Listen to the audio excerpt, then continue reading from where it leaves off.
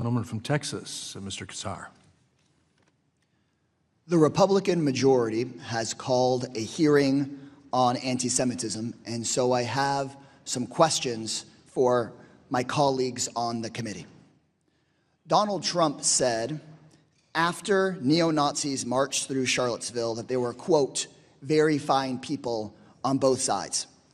If you condemn Donald Trump saying this, will you raise your hand?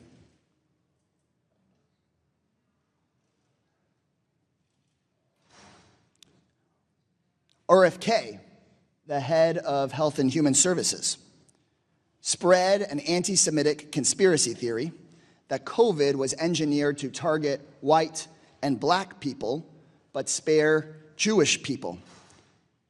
If you condemn the head of the U.S. Health and Human Services for spreading this anti-Semitic conspiracy theory, will you please raise your hand?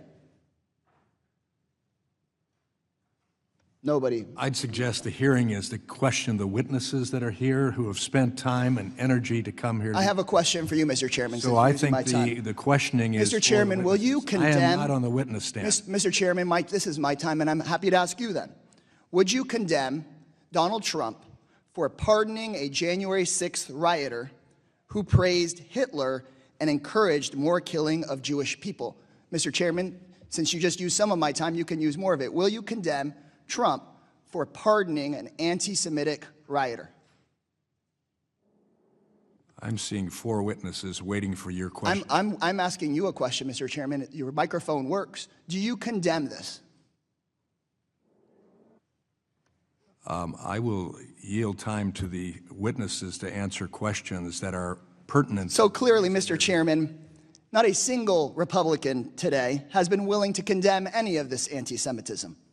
Unfortunately, the party of very fine people on both sides, or Jewish space lasers, does not give a damn about stopping anti-Semitism. If my Republican colleagues want to stop the spread of anti-Semitism, maybe they should stop apologizing for and promoting anti-Semites. And with all due respect to the Congresswoman from New York who's back to join us, if Republicans want to fight anti-Semitism, they shouldn't go groveling to the most anti-Semitic president in modern American history. They shouldn't be trying to quell questions about the anti-Semitism that we see at the White House and in the cabinet at the Department of Health and Human Services. In my city of Austin, swastikas have been drawn on the doors of schoolhouses. Synagogues have been firebombed.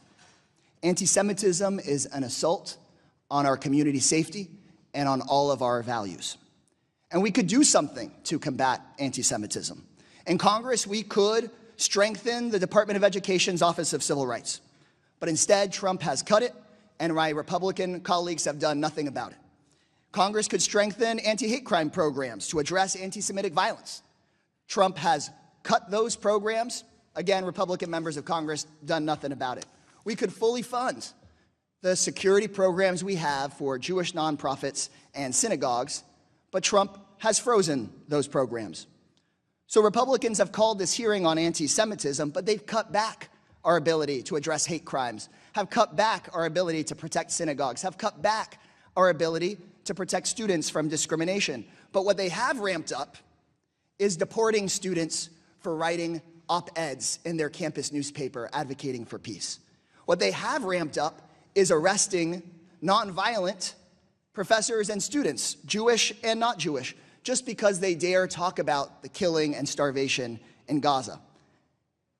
This hearing, called by the Republican majority, is all about Trump Republicans distorting the definition of anti-Semitism to silence anyone, including Jewish students, who speak out nonviolently against what the Israeli government is doing. The Republican plan is not about keeping Jewish students safe. It's about keeping the Israeli government safe from any form of criticism. That is a disservice to the truth. It is a disservice to us and our job as members of Congress, and it's a disservice to the safety of everyone, including and especially Jewish Americans. I yield back. The gentleman yields.